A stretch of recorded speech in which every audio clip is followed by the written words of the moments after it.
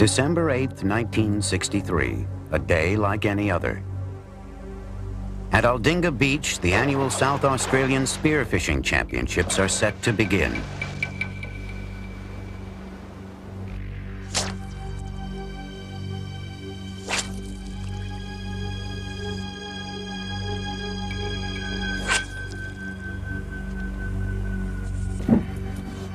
"23-year-old Rodney Fox, a life insurance salesman from Adelaide and former champion, takes to the water. He sets his sights on a large reef fish. Little does he know that he himself is being stalked by a great white shark.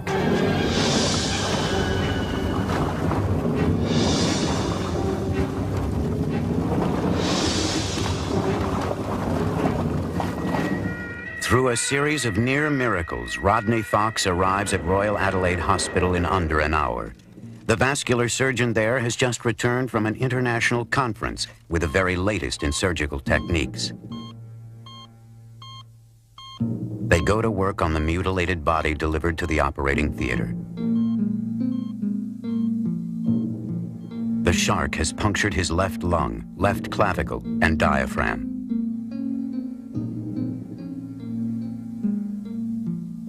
The jaws have bitten through all his ribs, gouged skin and muscle from his left side, and exposed several major organs.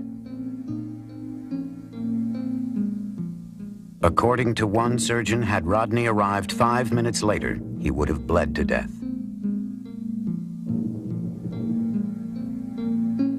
Sewn back together with over 450 stitches, he lies bedridden for 2 months with the pain and the awful memory. Do you hope to continue skin diving one day? I'll get in the water somewhere, sometime, but I don't know whether I'll go in this gulf here where there's been 2 or 3 attacks in the last few years. That was Rodney Fox then. And this is Rodney Fox now.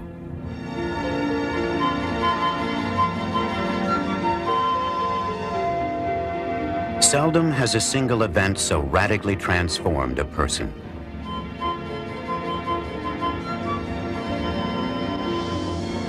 In a way, the great white shark that attacked him 30 years ago took his young life, but gave him another.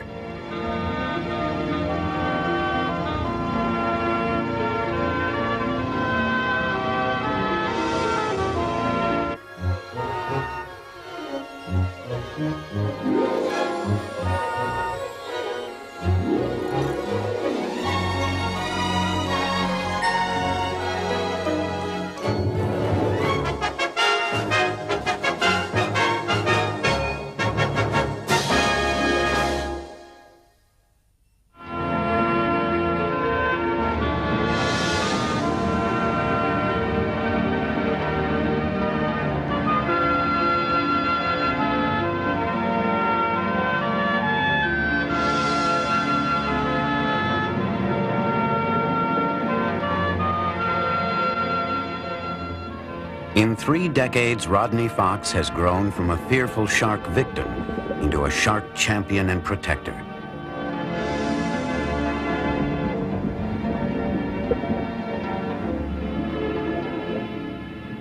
I think the sharks and the shark world is really beautiful and interesting, but the shark gets a raw deal, and people just hate it because they don't understand and they fear it.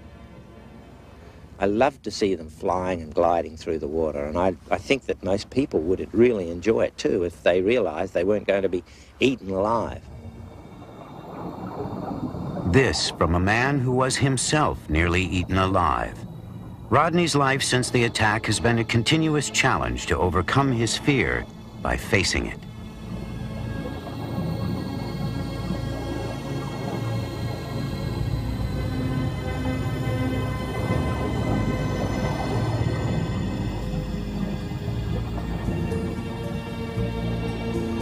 Today, documentary filmmakers and marine scientists from all over the world travel to Australia to go looking for sharks with Rodney.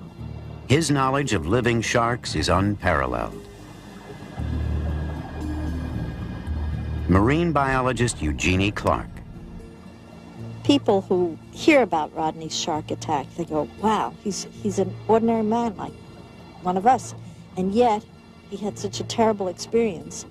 And on top of that, he's telling us that sharks aren't dangerous. They're good. We should preserve them. So this is what's so wonderful about Rodney, that somebody that suffered through such a terrible incident can now defend the animal that attacked him. It wasn't always that way. Reliving the shark attack story has been a continuous epic in my life. So many people want to hear how I survived, how I stuck my fingers in the shark's eyes, how I put my arms around it so it wouldn't bite, and how I went up to the surface and it followed me. And after about 8 or 9 years of telling the story, I read the original Reader's Digest First Person Award that I had written immediately afterwards, and I found I had changed the story a little. I was telling people what they wanted to hear and not necessarily the truth. Time often affects memory. Here, the story is only 2 days old and not nearly so heroic. All I remember is this big thing pushing me through the water. And it seemed to let go a bit when I pushed my hand up on it. And it still wouldn't let go. The pressure of the water might have been holding it in his mouth. And I managed to put both arms right around him. And I was looking for his eyes with my fingers. And after a while, he managed just to let go. And I managed to get to the surface. Very luckily, there was a boat just coming over to see what was going on because there was so much blood and disturbance in the water. They quickly rolled me into the boat. I had to keep both arms just like this so they wouldn't rip my arms off. As they came to shore along this incredibly rough area there, they drove the boat up onto the shore and they loaded me onto a bit of a stretcher, and a car, the only car in the whole area that had been in this beach for about 4 or 5 years, was available, and they drove it out over the reef with 10 or 20 guys lifting it over the big lumps of the rocks through here, loaded me in the back of it, took off towards Adelaide. It was an absolute miracle, especially when they unloaded me out of the boat. As they did, my wetsuit slid open and my stomach actually loops of intestine came out, which seems funny now. I've got a good friend who actually tells me quite every now and again that he stuffed them back in with his fingers and they bunched me up. Oh, it was his chest. Rodney's wife, Kay. But I didn't know how bad it was for many days afterwards. But by then he was up and breathing and talking, and so, you know, it's only later when they tell you all the things that were wrong, you realise just how close it was. But everyone in the hospital thought he was dying. But I knew he wasn't. His attack drew worldwide attention. Rodney became a sensation almost overnight. The public notoriety would set his life on a brand new course.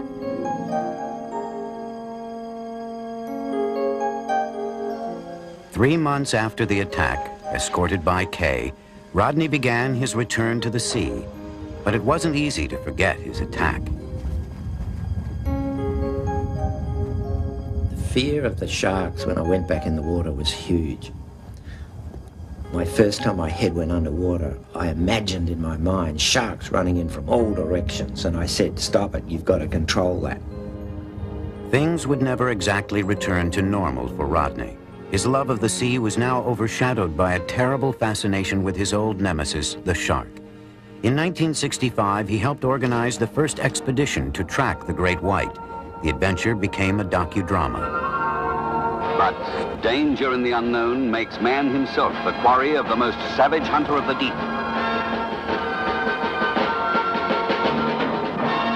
That great white shark. The white pointer. Great white death. Come on, you bastard, attack. This is some of the first footage ever shot of a great white underwater. Coming in. Now! Doesn't taste so good, that wire mesh. The theme is revenge, a crusade to rid the seas of evil sharks. Gapped, and the battle's almost over.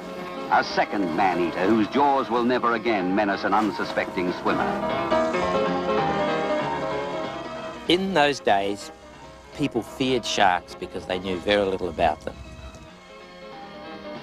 They thought that every shark was a bad shark.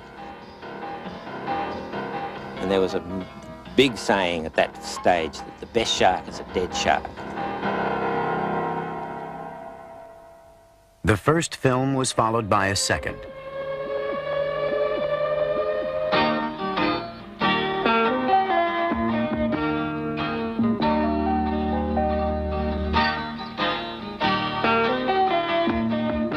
Attacked by a killer shark is about Rodney, his attack and recovery. Again, it shows Rodney wielding a spear gun, bent on revenge. Time out to reload. The cartridge inside the head explodes on contact. The tremendous concussion is transmitted into the body, killing instantly. But it does twist the truth just a little. I wasn't really after revenge. What I was frightened of was going back in the water and being bitten again. And so I was quite keen to try out the new explosive powerhead that had been invented. And I went underwater and I shot some of these sharks on film to show that man could protect himself in the water. Rod's on a killing frenzy, intoxicated with his success of overriding his fears. This is exactly the scene he had been in need of. In fact, Rodney's attitude was beginning to change, a fact obscured by the dramatic film script.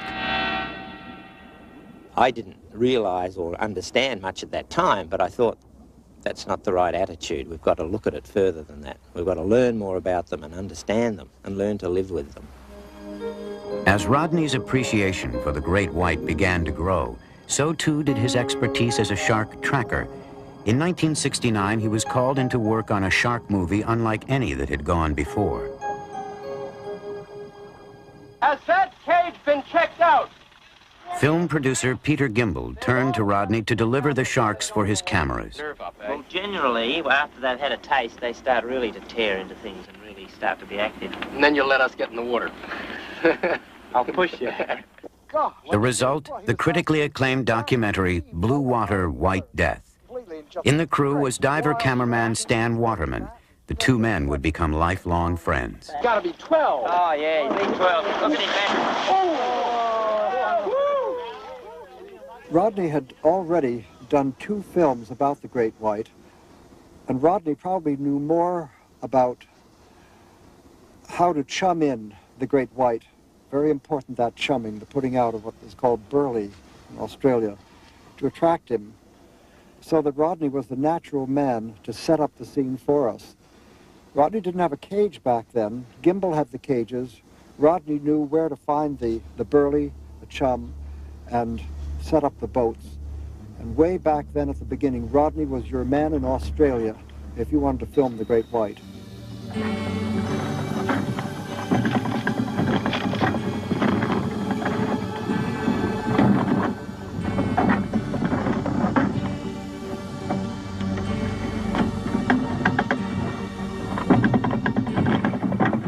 Sorry about your cage, fella. Where do you see it? How bad is it? What a mess.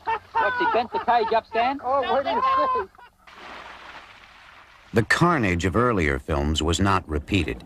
Blue Water, White Death marks the beginning of a new kind of relationship between white sharks and human beings, one that allows the sharks to survive the encounter.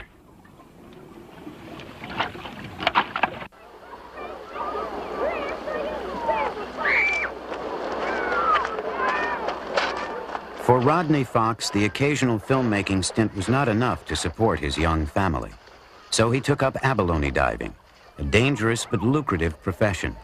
It would put food on the table for 18 years. But always the sharks weighed heavily on his mind. one of the hardest things was to do over that 18-year period when I was abalone diving was when I had to return to abalone diving the week after I'd been out filming sharks. We'd attracted maybe 10 or 15 great whites around the boat during that week period. We'd had them biting on the cages and taking baits and showing these enormous teeth. And when the film crew had left and everything had quietened down, I had to make my living again and go back in the water, only a few miles from where we'd seen all these sharks. I'd had to put on another hat and say to myself, sharks don't like abalone. They generally don't eat humans. You'll be okay. But the first couple of days, I imagined those sharks were looking at me. And sometimes, when my knee would hit a soft sponge, I wondered whether that was a shark, whether it was a soft shark's belly, and whether it was biting my leg off. But I knew that it was fear in myself. The danger to abalone divers was genuine enough. Some of the best abalone beds were near seal colonies where white sharks liked to hunt. But instead of killing the sharks, Rodney and his colleagues designed a protective working cage for the abalone divers. Then they tested it in shark-infested waters.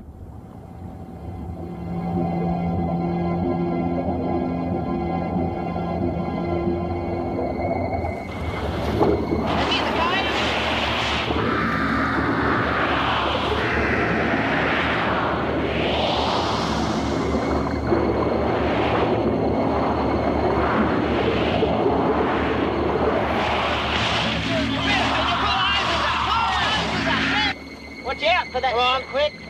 Hurry up. Quickly. Pull back again.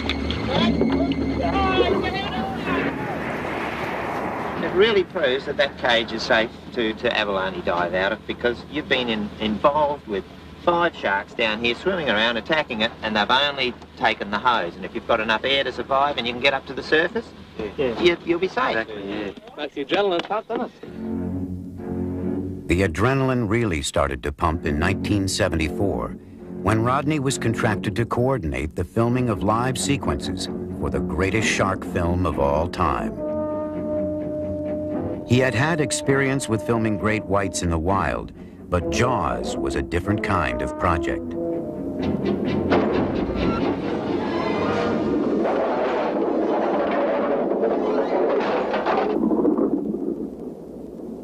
They'd sent over a small stuntman, a midget diver, and a small cage so that the sharks would look bigger, because Jaws, of course, Bruce was a 25-footer and our sharks were only 14-foot. And as we were dressing the little guy, one of the sharks came in and grabbed hold of the propeller on my boat and actually shook the boat physically. And it was well over 14 feet long and a very strong shark. And as it swam along the side, I'm saying to Carl, quick, get in the water, get in the water. The cameraman's ready, here's the sharks. And he's saying, no, no, no. The stunt diver wasn't the only one who didn't want to go in the water. Jaws was great entertainment, but the public was terrorized, and the perception of sharks went from bad to worse.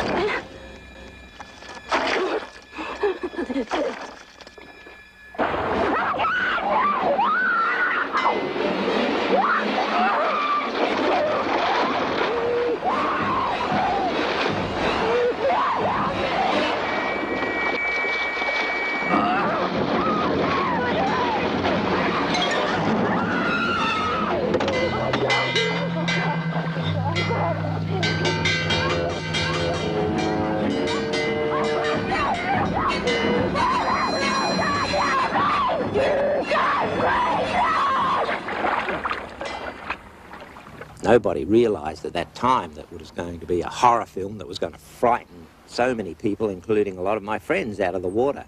I had people say to me, I wouldn't even go in the bath now after seeing the film Jaws.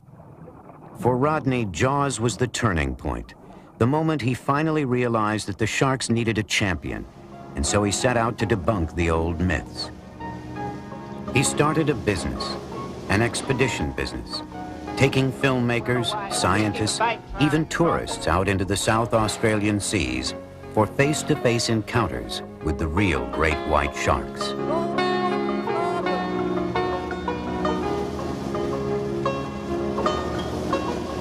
These days, his business serves two ends. It contributes to marine science, and it satisfies Rodney's rather large appetite for adventure. Some experience, I tell you. This scientific expedition will drop anchor in the Neptune Islands off the rugged coast of South Australia to find, film, and study great white sharks. 90 feet of water.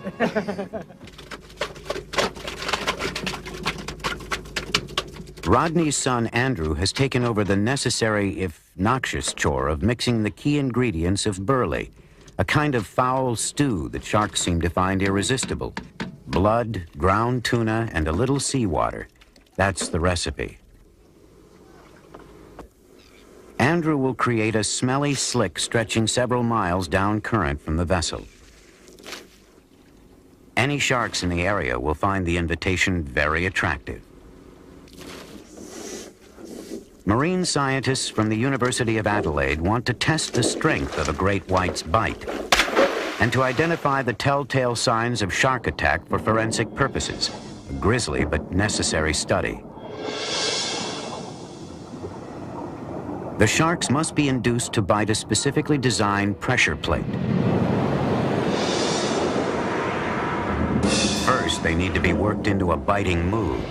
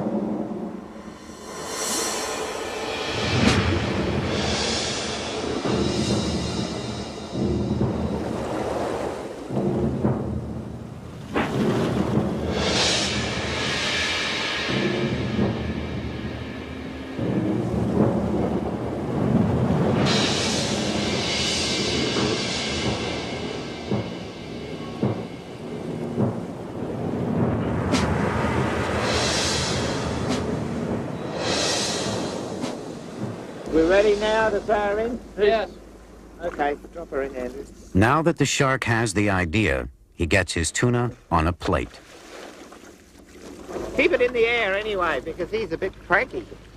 Whoop.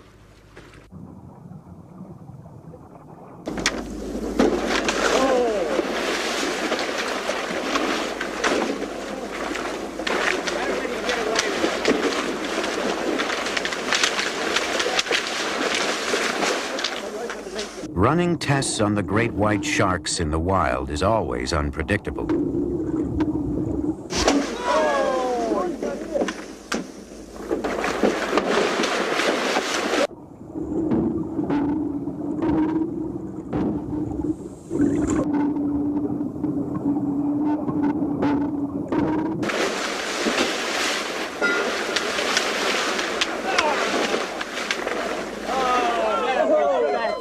We should have an impression on there. The plate is designed to measure pounds of pressure per square inch. How are you, boys? We're out of calibration range here. We'll have to recalibrate this. Did you get That it? is amazing. You know, we're looking at the test strip now, and that looks as though that's more than this one is 500 kilograms, 1,000 pounds. 1,000 pounds. That one's more than 1,000 pounds. 1,000 pounds per square inch, enough to puncture metal plating.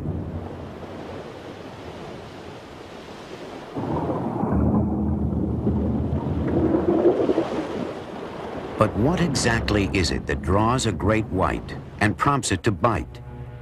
Is it the smell of prey, or the sight of it, or the vibrations it sends through the water? That's a crucial question for divers, so Rodney helped set up another experiment. What I hope to do here is to really work out whether the great white sharks are interested in humans, whether they can actually see that there is a shield, an unseen shield there, whether they can detect that, and whether they may be interested in the fish or sound and with it just to see just what they are interested in. They swim around and around so many times the cages without biting, and we haven't had any true results. In order to test sight, Rodney will use a cage of 1/4-inch Lexan plastic to give the sharks a clear view of his shape. An underwater speaker will test for sound, broadcasting low-frequency vibrations to simulate the vibrations made by moving prey. Intermittent.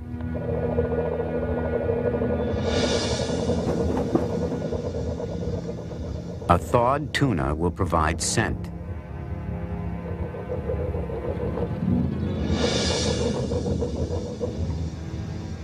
Will the shark show any clear preference? Which one will attract them the most?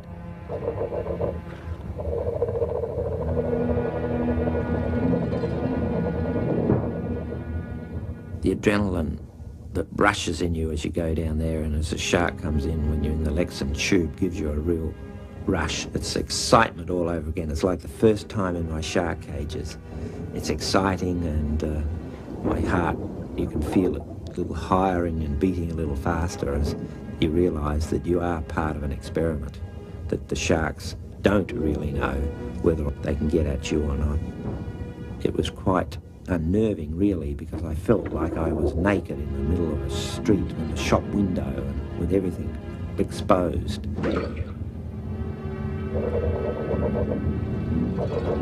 Again and again, the circling sharks pass Rodney by and return to the source of the sound vibrations. The proof is clear. At close range, underwater vibrations, not sight or smell, are what attracts the shark. Rows of sensory cells along the shark's flank are especially attuned to these stimuli. No, there's absolutely no doubt in my mind they were far more interested in the low vibrations than they ever were in me or the tuna.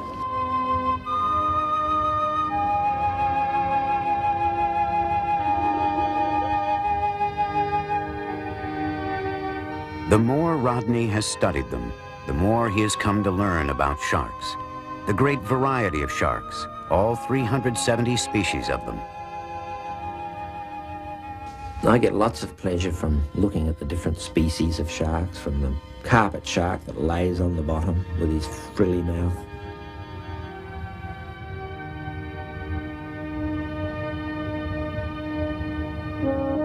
to the nurse sharks that seem to rummage around and sleep a lot.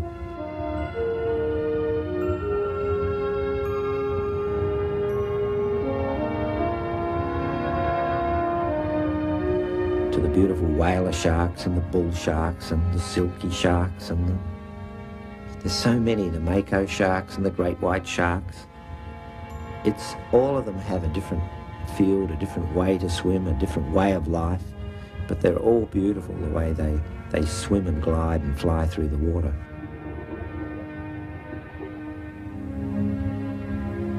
And the biggest and most mysterious of all, the whale shark.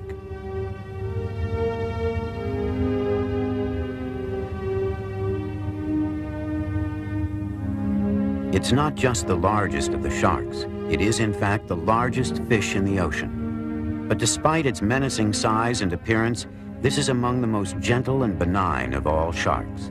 It eats plankton, not people.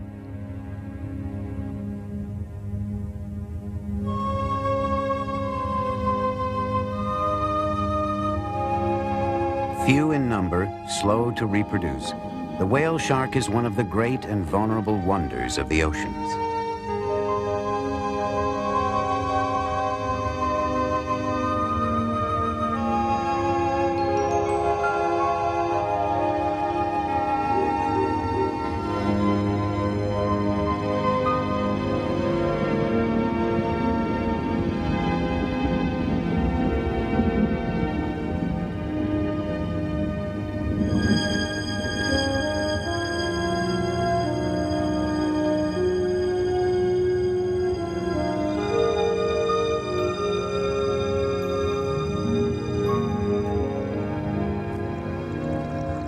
Whale sharks, to the diver, have been one of the greatest pinnacles of sharks in all the the oceans of the world.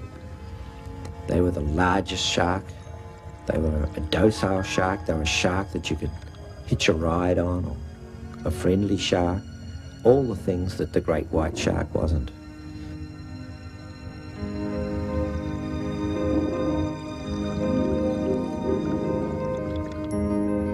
Growing to over 50 feet and 20 tons, the whale shark is so big that it supports other fish, like these remora.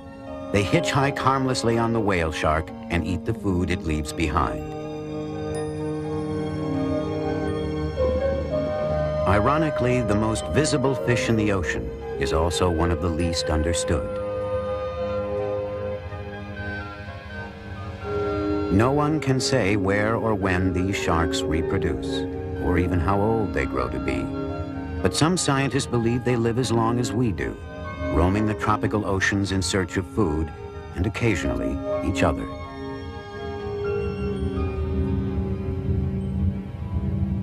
Now, imagine a shark this big with teeth to match, a massive meat-eating predator. At one time, such a shark did exist. Carcharodon megalodon, 50 feet of carnivore, lived during the Miocene era some 20 million years ago. It was the largest ocean-going predator that ever existed. Rodney traveled to South Carolina to find out more about the megalodon. He and naturalist Vito Bertucci will dive in the Cooper River off Charleston.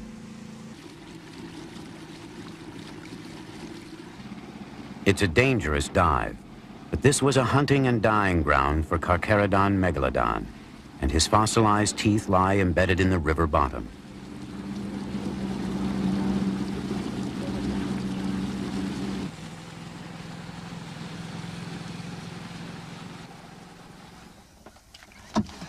The most important thing to worry about here is the current.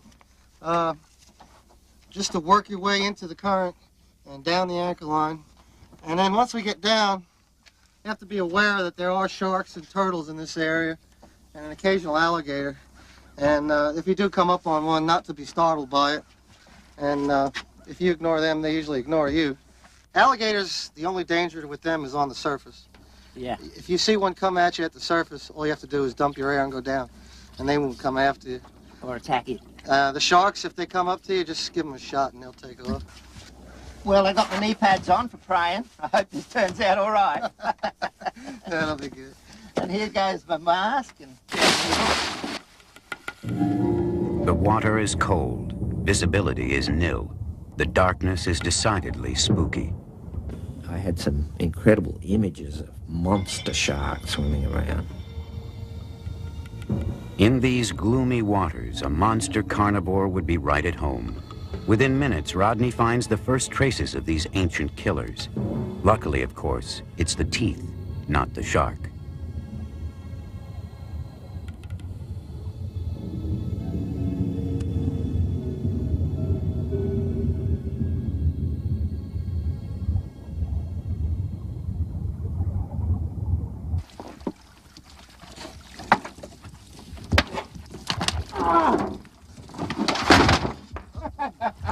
You okay? yeah, fine.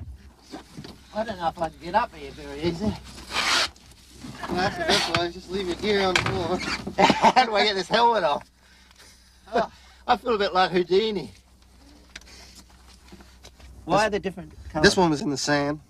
On the sand? Yeah, in the sand, and these were in the mud. In the mud, like a bit further away. Yeah. You know, when I was heading down there with you for the first time, I thought, what am I doing here? It was dark and crazy, and I'm pulling and I'm spinning sideways on the rope down there. And it was only when I saw the bottom come up slowly that I realised there was a steady bottom there. And I thought, I can't give up now because I can't get back in the boat. and then I went on, and then when I saw that first half a tooth down there, I thought, oh, this is what it is. And then I started looking, and I forgot about all the problems of the you told me about down there, and started looking for teeth. And, you know, you can get carried away. Down in Jacksonville, Florida, Cliff Jeremiah is taking Vito's fossil teeth and reconstructing a megalodon shark jaw. It will be the largest shark jaw in the world, big enough to swallow a small car. and it has an entire set of properly matched teeth.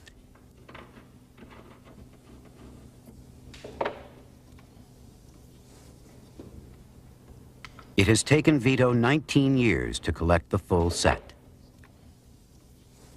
Some 200 fossilized teeth will line the recreated jaw, adding almost 300 pounds in teeth alone.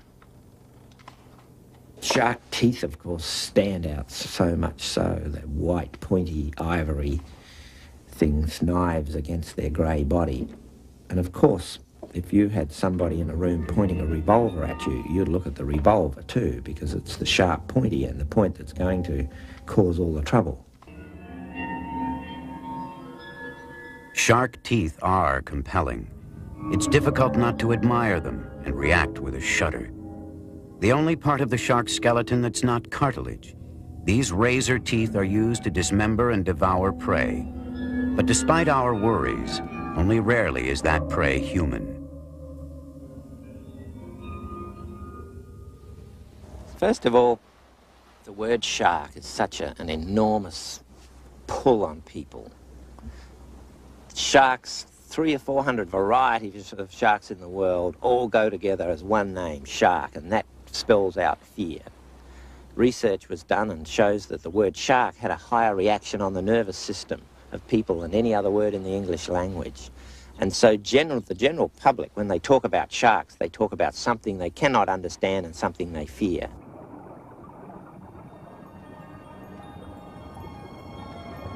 In fact, sharks are not all scary.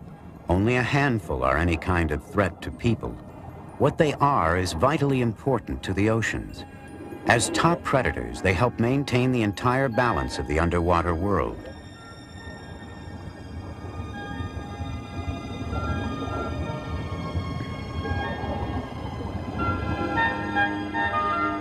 Rodney's fascination with these great hunters has taken him all around the planet. His quest? To learn still more about sharks. And it's a quest that never ends. All right, we're going to place the mask on, and the way to do that is to put your chin in first, and then we'll pull this strap over the top. Here at Walker's Cay in the northern Bahamas, Rodney and Dr. Eugenie Clark have come to swim with reef sharks in the wild. On this dive, Rodney and Eugenie are wearing special masks that allow them to communicate underwater.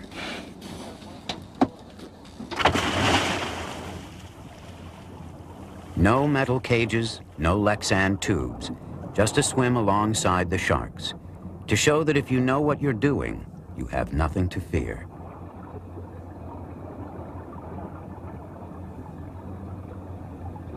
They've picked a dive center where frozen fish remains are put out to lure large numbers of sharks for the divers.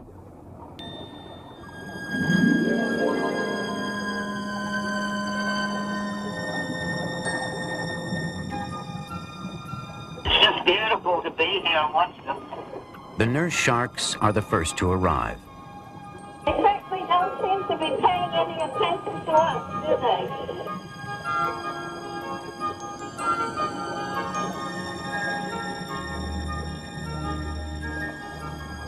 Food or fish? What sort of food or fish do these nurse sharks normally eat?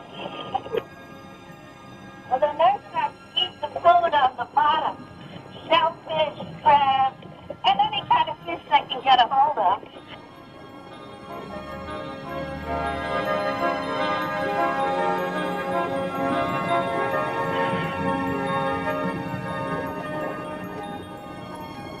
Jeannie, eat your hair. What's that? They're trying to eat your hair, Jeannie. Trying to eat my hair?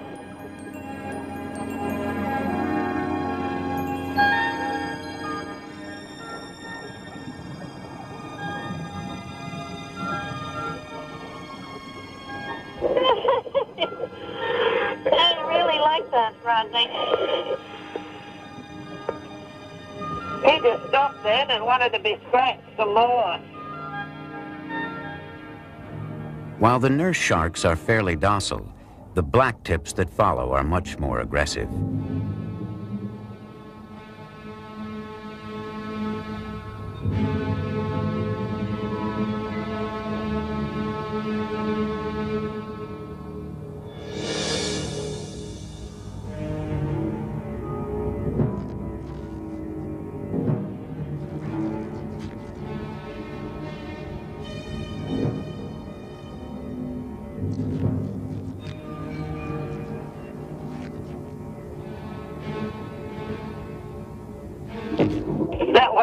tried to bite me on the camera, so I suppose they are dangerous.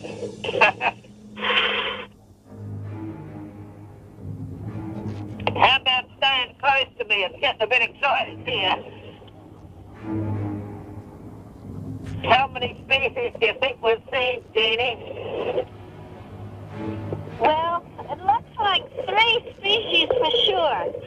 The gray reef, or the reef shark, as it's called in the Caribbean. A lot of these nurse sharks, and then the blacktip. I don't know if they're 2 species or one of the blacktips.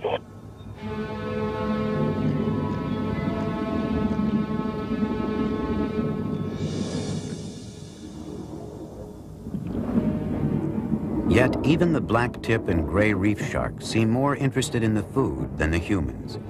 There are almost 80 sharks feeding simultaneously, and for the most part, they simply ignore the divers. Funny how when we're down here with them the way we are now, we both not feeling that there's any danger at all in the situation. We're just so fascinated with watching them.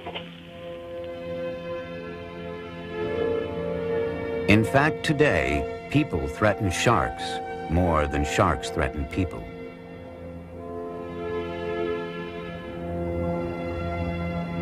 Sharks are being killed, sometimes purely out of hate. They don't even use them. There's some of the shark tournaments where they just go out and kill sharks.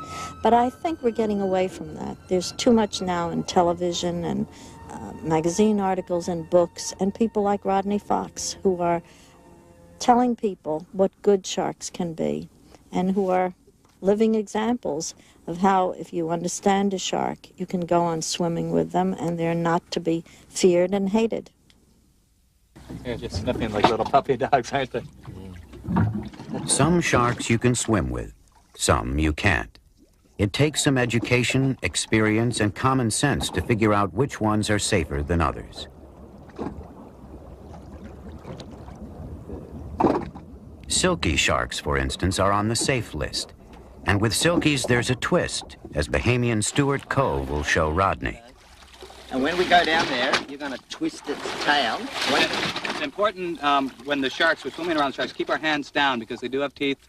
But we can, when they swim by us, if you grab their tails and twist them gently, it will paralyze the shark. And when you do that, you can actually roll them over, stroke their bellies. We use this maneuver to actually remove fish hooks. And so we sort of do the sharks a little bit of a favor and remove the fish hooks. And it doesn't seem to bother them. You can paralyze the sharks and then release the sharks. He'll come right back to you, and you can do it again. Well, I'm game. Let's try it.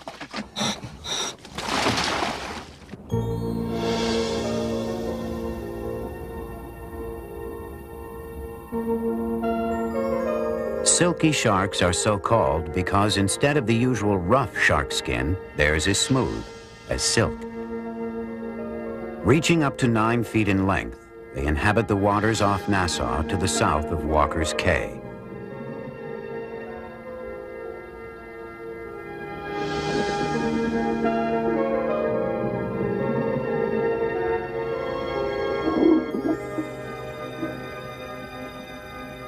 Grabbing silkies by the tail might sound tricky, but divers in the area have been doing it for a while, ever since they first set out to remove the hooks of careless fishermen. That's when they discovered the silkie's special weakness.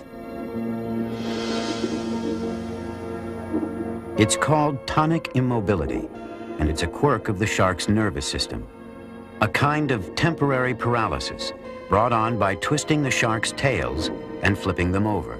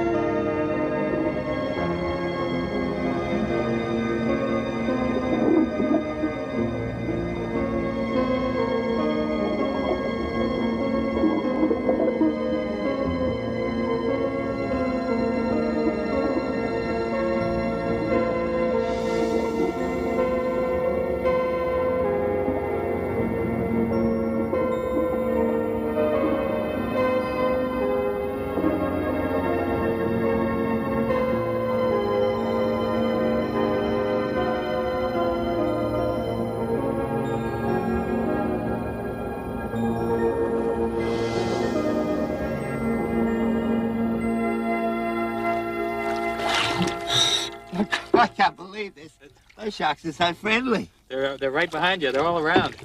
That's incredible. I never experienced anything like that before. So silkies are friendly. Nurses are okay. What about any others? You got any other dangerous sharks? We got no dangerous sharks in the Bahamas. Yeah?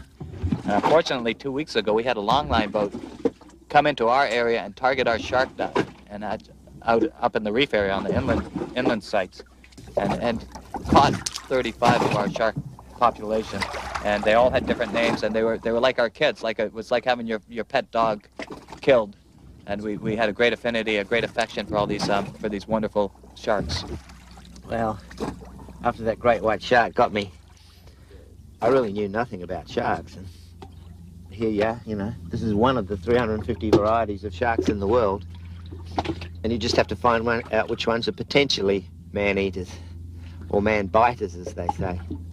I'm less frightened now than I was before my shark attack, because I've learned to find out which ones are dangerous and which ones aren't, which ones you can handle, which ones you can swim with.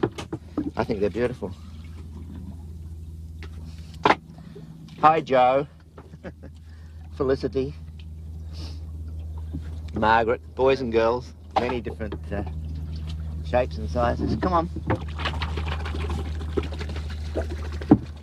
It's my belief that education will stop this massacre of all the sharks and the massacre of our oceans. There's a great upwelling amongst people now to say, hey, let the sharks live. Let's learn more about them. Let's find out how we can enter the waters without having to kill them all off. And it's the education of our younger people now, and I see a large uprising of it. Young 6- and 7-year-olds saying, don't throw any plastic in the water, don't do this. Why are you killing that shark? Why is that photograph of a dead shark? It's really great to see that we are starting to let our seas live. For Rodney Fox, the past 30 years have been a journey with the shark. It was a voyage that started in one terrible instant. A voyage into the face of fear.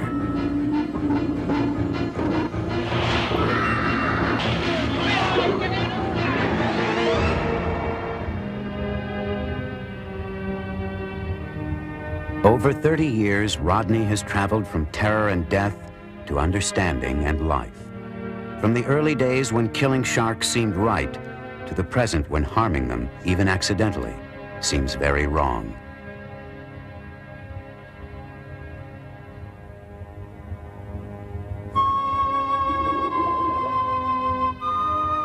In a way, he was chosen on that awful day 30 years ago to speak for the sharks. Chosen for a special lifelong bond. For while the great white would put one mark on his body, the next 30 years would leave another on his soul. 30 years ago, I had no idea I'd be dragged into a whole lifetime of study of sharks. And when I look back now, I realize that, and feel quite proud that I've worked with so many interesting people. And what I've tried to do over that period of time is to get the respected filmmakers and the scientists that know what they're talking about to learn more about the great white and get them to portray that the shark isn't a bad shark, that we have to learn to live with it and not just kill it. And I look back over 30 years to find that slowly it's been happening and working, and all of the people agree with my philosophy. Let the sharks live.